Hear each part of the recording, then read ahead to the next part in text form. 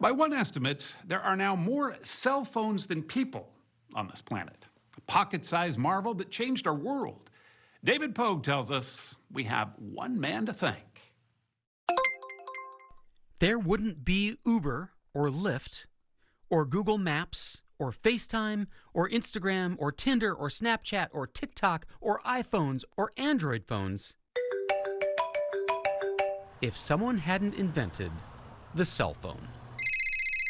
Fortunately, somebody did.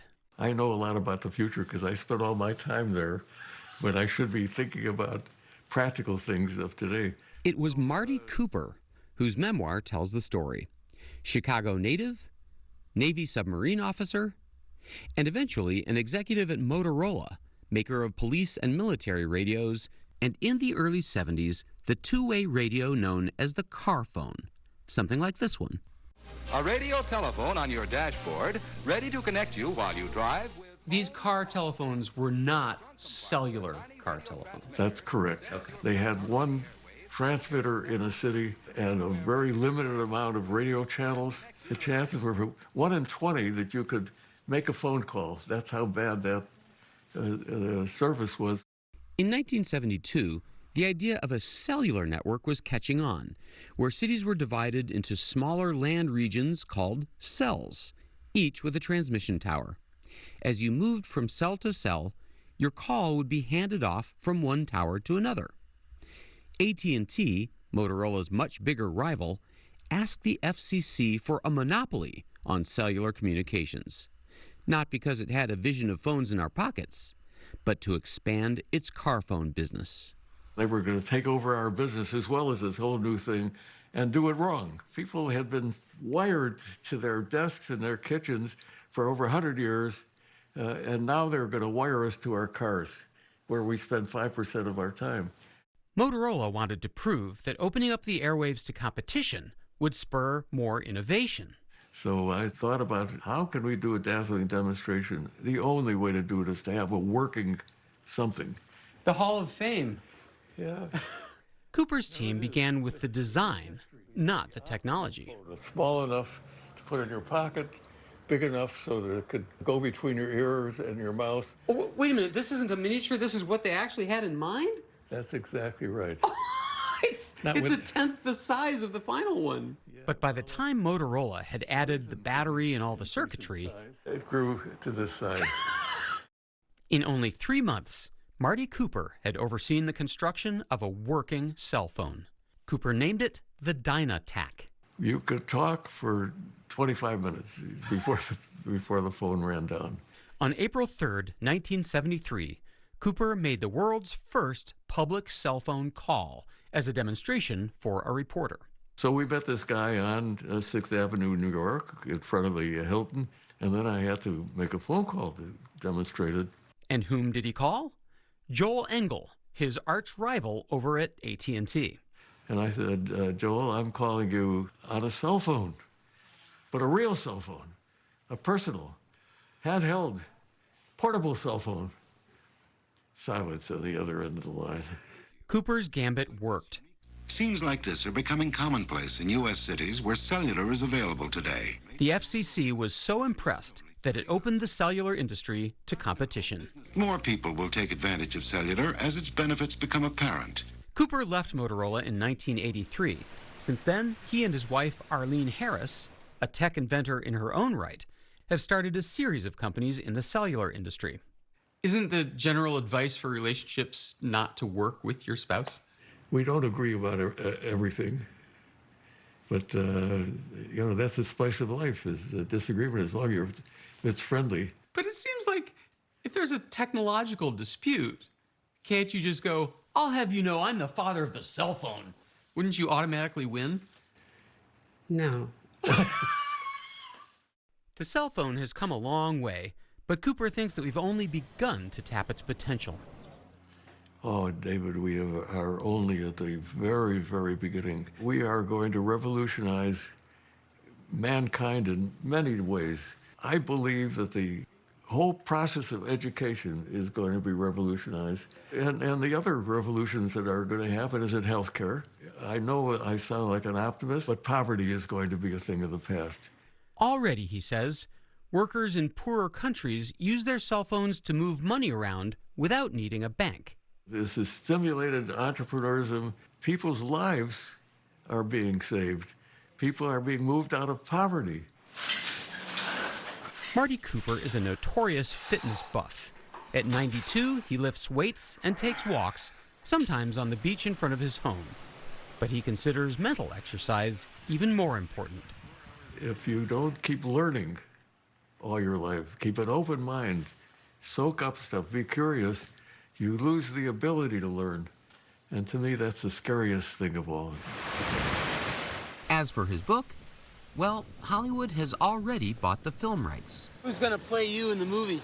I was hoping that you would do it, David. You're the only star that I know. Have your people talk to my people. Yeah, right. I love it. Here's what I find strange, Marty. I know this is a stereotype, but as a 92-year-old guy, I might expect you to relish the stories from the past more than the stories of the future. Well, I have observed that things in the past have continued to improve. You know, people are richer today, they are healthier today. We've still got a lot of problems, but there's no reason to think that we aren't going to keep improving. Hello, everyone. I'm Hal Eisner. Welcome to Fox 11 News in Depth. I'm at home. This is how we're broadcasting during these days of the coronavirus. And our guest, Michelle Constant, is somebody who deals with things like this. She's an expert in the area of pandemics. Hello, Michelle. Welcome to the show. Hello. You know, I guess the very first thing I want to ask you is about this pandemic and sort of give us your sense of how we got where we are, and are we doing a good job of trying to deal with this? Well, it's been interesting for me and my company in particular because pandemic planning is something that we do on a day-to-day basis. So for us, we feel like we're living one of our case studies. But what we're seeing is the government is putting into action many of the things that we plan for. So, for example, we've worked with the government to do things like non-pharmaceutical interventions or NPIs. And we're living NPIs, how you are living an NPI right now. NPIs are things like personal actions, hand washing, covering your cough, community actions, social, or the governor calls it physical distancing, school closures, and environmental actions. That's things like cleaning off surfaces. Wind up looking something like this. This is Brett Favre in 1991, draft pick with the Atlanta Falcons, drafted number 2. Via the telephone, got a call from his bedroom in Mississippi. What was the big deal? Well, it got a lot more sophisticated. Let's bring in Brett Favre, Hall of Fame quarterback with the Packers, Jets, and Vikings. Hey, Brett, how much are you looking forward to tonight? Are you missing sports as much as America? Yeah, I'm missing sports. You left out a team, the team that drafted me, the Falcons, which... Oh, you're right. But it doesn't really matter. I was drafted there. I dressed out, but never played. You talk about that draft, that picture, and I can't help but chuckle with the cordless phone and the jean shorts. That even though this draft will be much different than recent drafts, it's sort of taken a step back into time, sort of. There won't be any cordless phones, and there won't be any blue jean shorts, I can assure you. Everyone knows in football and sports, one of the greatest challenges is concussions. You've had a few of them. Why do you support Prev Pro as a way forward? Well, first and foremost, to my knowledge and to our team's knowledge, there's no treatment out there whatsoever for concussions. There's prevention. As you know, you're not going to prevent a concussion, whether it be sports or outside of sports, playground, at the house, elderly. Right. It's going to happen. So why not come up with some type of treatment? And we've been working probably 7-8 years on a drug that is administered nasally, but that requires FDA approval, and that's a long, drawn-out process. In the short term, the head of our company, excuse me, Jake Van Landingham, has developed a product that you can apply on the neck. It's a cream that within 7 minutes is providing anti-inflammatory protection for 7 hours. Gotcha. and there's no side effects. So if your kid's getting ready to go out and play soccer, rub it on his neck. Football, rub it on his neck. Elderly, rub it on the neck. NASCAR, Gotcha. Military. And, the main problem with concussion is the brain is swelling. March is Women's History Month, and what better way to celebrate than by hearing about some very innovative women? Absolutely. And here to tell us about a pitch competition is Gary Polk from Cal State Dominguez Hills and entrepreneur Kyra Young. Gary, Kyra, thank you so much for joining us. Gary, I'm going to ask you first about the innovation incubator at Cal State Dominguez Hills. Can you tell us about it? Yes, I'd love to. We were launched in January 2017, so we've been around a little bit more than a year. Our slogan is "We empower social entrepreneurs," and we have a special take where we want to work with entrepreneurs who want to do good while doing well. Wow. Very important to us. And that's your innovative women pitch competition, kind of like a Shark Tank, right? Kind of like a Shark Tank, exactly. I go to a lot of pitch events, and most of them are 90% men. I want to have something for women during Women's History Month, so we decided to come up with the Innovative Woman Pitch Competition. Kyra, you brought your product, but let's hear a little bit about you and your business. Thank you. Well, my name is Kyra. My company is Kyra Shea Metleys, and we seek to empower women of color to embrace their curls and love their skin. And we decided that we wanted to be a part of Gary's incubator because, number one, they are very good at helping startups come up and understand their brand, understand their marketing, understand how to really run a business. You know, they're getting down to the nitty-gritties, even to HR, and they have helped us so much. Like, everything that we learned, we're immediately able to apply. So it was really awesome as a women-owned business to be able to, get into that field that we know is predominantly men-owned, and also be able to, share our products as well. So we're just very grateful. I was just thinking that your hair is a perfect advertisement. It's beautiful. It may seem like a typical day inside this clothing company in the city of industry. Are we sad that it only comes in this one color? But what the employees at Torrid have been able to do is anything but normal. We're changing women's lives. What's the next step? Torrid is a fashion retailer targeting plus-sized women, but now it's taken on the fight to save lives. By becoming one of the largest fundraising groups at this year's Susan G. Komen More Than Pink Walk. Just to get there and have 150 people wearing this T-shirt going Torrid, this is what Torrid stands for, to me, is really, really incredible. CEO Liz Munoz is honored that so many joined her team, especially since she is a survivor. Nothing bigger in your life than when your doctor says you have cancer. Just 20 days into her new job, she was fighting for her life. But she quickly learned she was not fighting alone. When she went out for surgery, her co-workers decorated her office and the love poured in. Instagram messages from our employees that work in our stores from across the country, and it just was so incredible. I'm sorry, I get emotional. It was so incredible to have that many people rooting for you. It really was. She first became cancer-free this time last year. Been using for thousands of years. And you've Ride sharing with a trusted twist, the new app that guarantees you won't get into a stranger's car. Next.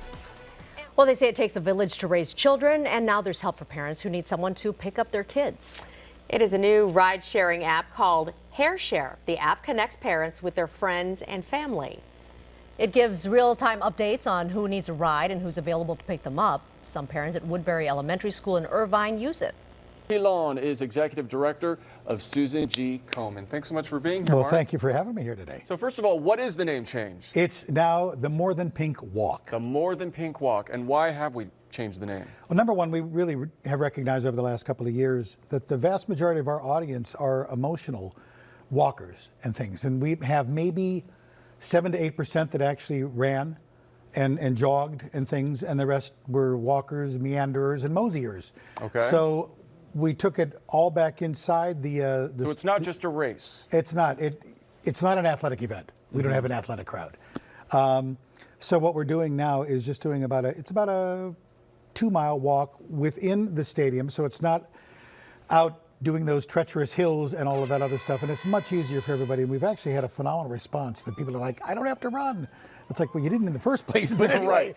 no, Now you don't really have to run. don't have Yeah, to. now The you name really has don't have to run. changed. It's official. You And- don't. All right, still ahead, no more Race for the Cure. This year, it's the More Than Pink Walk, supporting breast cancer research and, of course, helping men and women with their treatments. 2 survivors are here right now to talk about what the walk means to them. Oh, such a great day. For 21 years, we've known it as Race for the Cure, but now it is the More Than Pink Walk. Some big changes happening for Komen, LA County, KCAL 9, and CBS 2. Of course, we are proud sponsors of this event every year to raise money for breast cancer research. But the disease does not just affect women. Kenneth Todd Nelson is here, along with Terry Brooks, both survivors. Welcome, both of you. Thank you for having us. I appreciate it. Thank you. Excited to talk to you. So when we talk about More Than Pink, I think in the past the emphasis has been on breast cancer awareness. Yes. Everybody's aware with what's going on, how devastating this disease can be. Yeah. We're focused now on research. We're focused now on building people up, and it's unusual for a man. I think that the statistics, 1%. 1%. I'm part of that 1%. What a shock, right? I know. It's